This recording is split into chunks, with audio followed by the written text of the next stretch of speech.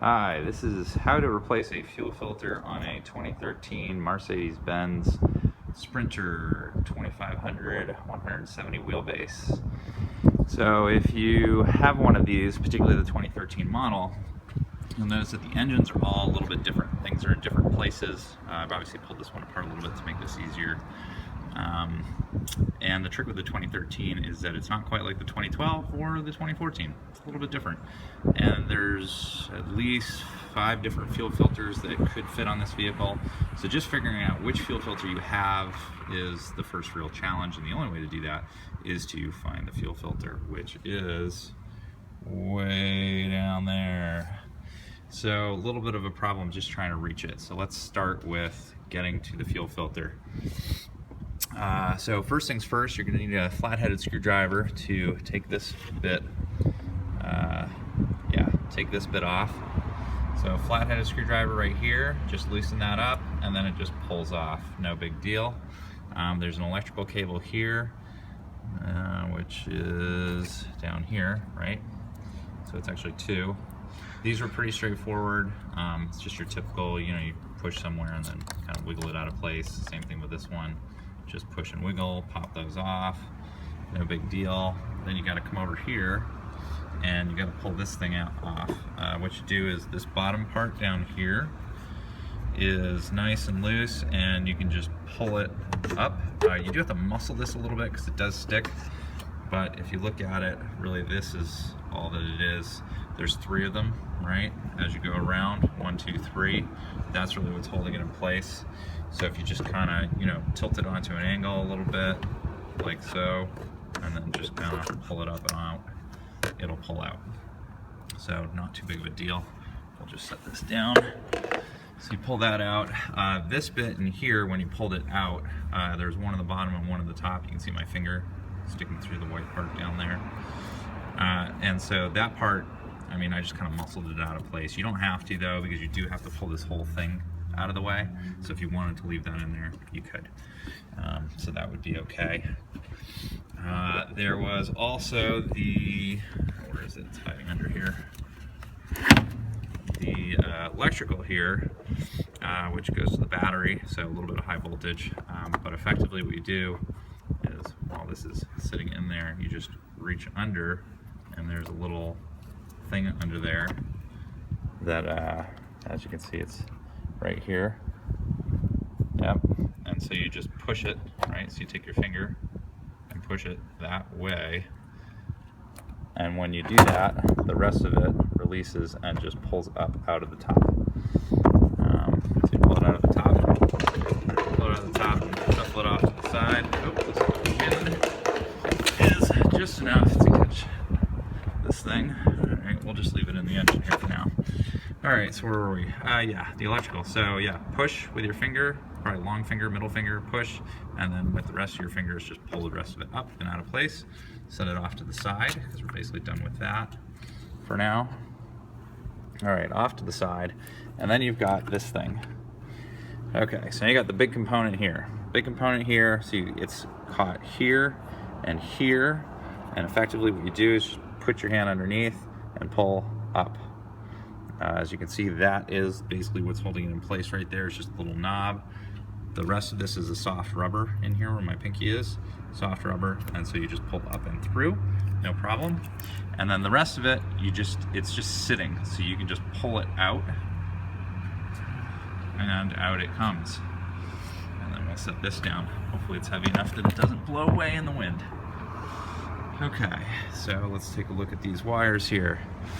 So we've got our wires from earlier here, no problem, those are off to the side. We've got this thing which was connected, up here, that's off to the side. And then we've got our electrical over here. And I think that's it for now. Okay, then you get your screwdriver again and loosen up right over here. There's a thingy here, you're gonna loosen this up. And you're also going to look around the corner and notice that there's another wire right here, which is kind of hiding, I think, at the moment. Here it is. And you're going to get your flat-headed screwdriver again, and notice that on the gray knobby bit, you're going to stick it stick the flat end of the screwdriver right in here and push it that way out to the right of frame of camera. So you're gonna stick it in there and just pops out a little bit, doesn't go very far, only pops out like a millimeter. That's it. And then you just gotta kind of shake it loose like you always do. Last one is down in here. So now we're right next to the fuel filter, right? That's our fuel filter, this thing right here. This is our fuel filter. So you got our 2 hoses here, plus the electrical heating component here. That's pretty good. And so same thing, so you got one little wire, it's just in the way, and it was right here, right? And it was in the way. So same thing, you got this gray thing on top, you take your flathead screwdriver, just pop it in there, push it out 1 millimeter, and you can watch it just, you know, I mean, you can see the clippy parts right there. So it's just clipping in the center. Push it out there, and then just wobble it out of place and stick it off to the side. The one last one you have is the one that was actually on the fuel filter. So the one on the fuel filter, that one looks like this, right? Let's see if I can just kind of stick it there for now. Okay, so it looks a little bit like this. Right now it's not on there very well, but you can see it. Same kind of thing, there's a little clippy thing right there in the center. Screwdriver, put a little pressure, kind of jam it out, and then just wiggle it out of place. Kind of tough to get to, but that's the last one. And we'll just pull this out of place. And then now you can get to the filter, but you can't get it out because you have 1, 2, and 3. Oh, the wire's getting in the way. 3 Torx bolt nuts. So you need specialty socket set. Like so, one of these, to be able to get those out. This is size E10. So E10 is the one that you need.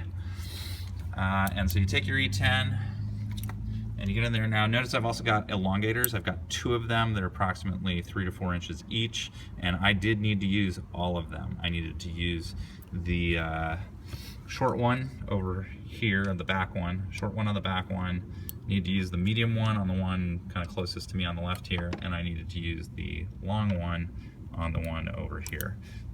So, you know, these are a 3/8 wrench on the back end. So 3/8 with 2 extensions, we'll say 3-inch extensions, 2 3-inch extensions, and it's an E10 on the end. So those are the tools that I'm using, plus the flat-headed screwdriver. And gloves, obviously, which have taken a little bit of a beating. So you get the 3 screws off, you know, 3 bolts, nuts, bolts, screws. Get the 3 out, and then the whole thing just pulls up and out of place. However, you do still have these things which are locked on. But right now, we're just after the number on the side. So once these 3 things come out, you can pull it out far enough that for me, on the left-hand side, right in here, right down there, it says Mercedes-Benz, and immediately underneath, it gives you a long number, which in my case was number, I wrote down all the numbers here. The first 2 up at the top are the 2 that were recommended for a 2013 vehicle of this kind. The bottom number is the one that I actually found on there. So I'm gonna have to go and look that up and find out what the deal is. But that's effectively how you figure out which fuel filter you have.